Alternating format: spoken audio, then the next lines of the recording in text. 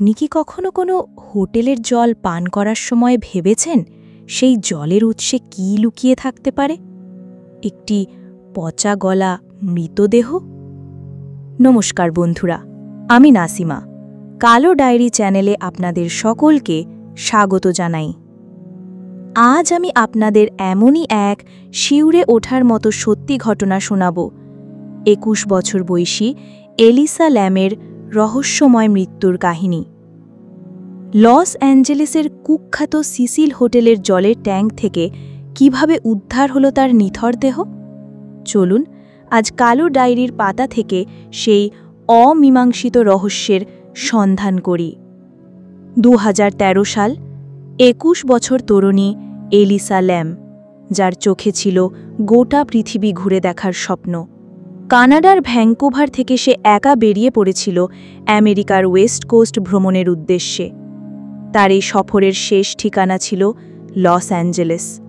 26শে জানুয়ারি ELISA এসে পৌঁছায় শহরের কেন্দ্রস্থলে অবস্থিত সিসিল হোটেলে। কিন্তু সে জানত না এই হোটেলের দেয়ালগুলো শুধু ইট পাথরের নয়, এর বুকে জমা আছে কয়েক দশকের দীর্ঘশ্বাস আর না বলা আতঙ্ক। সিসিল হোটেল, যার কুখ্যাত ইতিহাসে জড়িয়ে আছে সিরিয়াল কিলার, অসংখ্য আত্মহত্যা আর নৃশংস হত্যাকাণ্ডের কালো অধ্যায়। এলিসা হয়তো ভেবেছিল এটি তার সফরের আর 5টা হোটেলের মতোই সাধারণ, কিন্তু ভাগ্য তার জন্য অন্য কিছু লিখে রেখেছিল। প্রথম কয়েকদিন সব ঠিকই ছিল।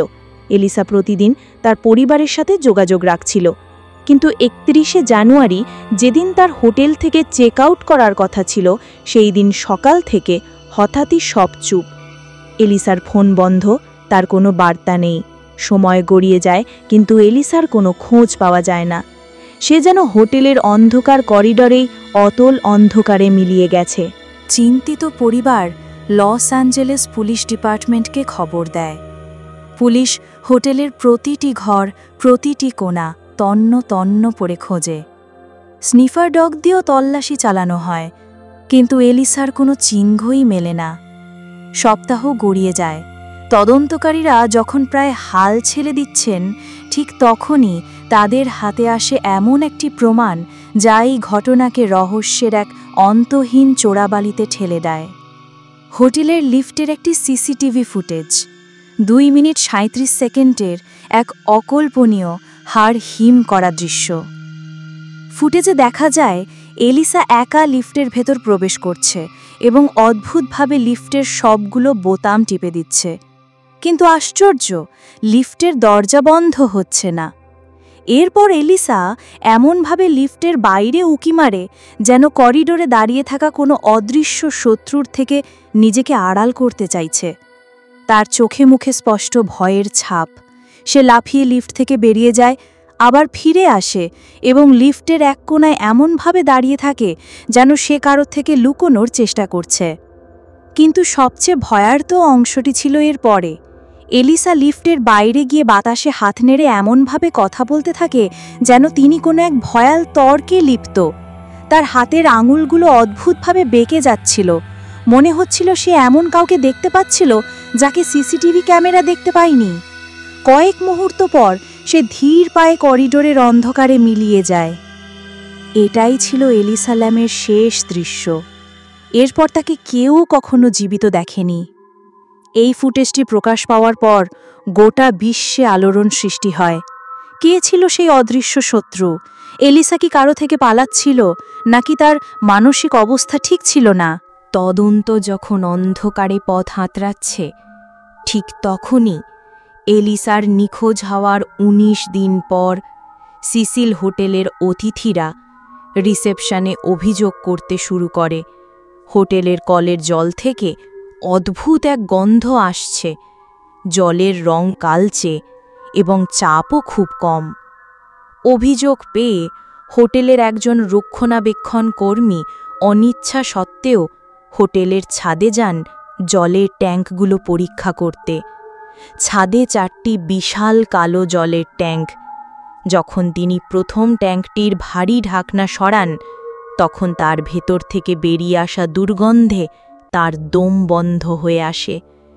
টর্চের আলোয় তিনি যা দেখেন তার জন্য তিনি প্রস্তুত ছিলেন না। জলের গভীরে ভাসছিল এক বিবস্ত্র ফুলে ওঠা মানবদেহ, এলিসা ল্যাম। কিন্তু কিভাবে? প্রশ্নগুলো যেন আরও জটিল হয়ে ওঠে। প্রশ্ন নম্বর 1। হোটেলের ছাদে যাওয়ার দরজাটিতে অ্যালার্ম লাগানো ছিল এবং সেটি শুধুমাত্র কর্মচারীদের জন্য সংরক্ষিত। এলিসা সেখানে পৌঁছানো কিভাবে? কোনো অ্যালার্ম বাজার রেকর্ড তো পুলিশের কাছে নেই। প্রশ্ন নম্বর 2।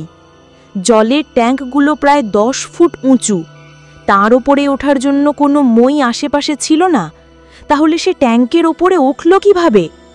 এবং সবচেয়ে বড় প্রশ্ন, ট্যাঙ্কের ঢাকনাটি এতটাই ভারী ছিল যে একজন মানুষের পক্ষে একা সেটিকে বাইরে থেকে তোলা এবং তারপর ভেতরে ঢুকে বন্ধ করা প্রায় অসম্ভব। অবশেষে ময়নাতদন্তের রিপোর্টে বলা হয়, এলিসার মৃত্যু হয়েছে দুর্ঘটনাবশত জলে ডুবে। তার শরীরে কোনো আঘাত বা ড্রাগসের চিহ্ন পাওয়া যায়নি, তবে তার বাইপোলার ডিসঅর্ডার ছিল বলে উল্লেখ করা হয়। পুলিশ এই ঘটনাকে একটি মর্মান্তিক দুর্ঘটনা বলে কেস বন্ধ করে দেয়। কিন্তু এই দুর্ঘটনা শব্দটি হাজারো প্রশ্নকে চাপা দিতে পারেনি। যদি এটা দুর্ঘটনাই হবে, তাহলে তার শরীর বিবস্ত্র ছিল কেন? লিফটের ভেতরে সে কার সাথে কথা বলছিল?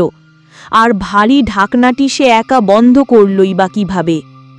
কেউ বলেন এটি এক সুপরিকল্পিত হত্যাকাণ্ড যা ধামাচাপা দেওয়া হয়েছে। আবার কেউ শোনেন সিসিল হোটেলের অভিশপ্ত আত্মার ফিসফিসানি, যারা আজও সেই হোটেলের করিডোরে ঘুরে বেড়ায়।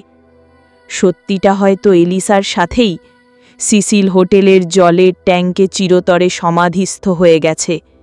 বিজ্ঞান, যুক্তি এবং তদন্তের পরেও কিছু রহস্যের কোনো সমাধান হয় না, সেগুলো শুধু সময়ের সাথে সাথে আরও গভীর হতে থাকে।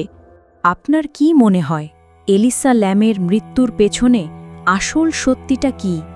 এটি কি শুধুই একটি দুর্ঘটনা, মানসিক অসুস্থতার মর্মান্তিক পরিণতি, নাকি এর পেছনে লুকিয়ে আছে আরও গভীর, আরও অন্ধকার কোনো ষড়যন্ত্র?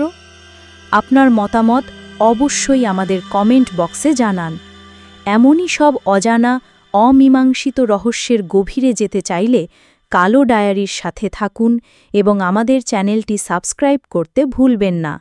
আজ এই পর্যন্তই, ধন্যবাদ।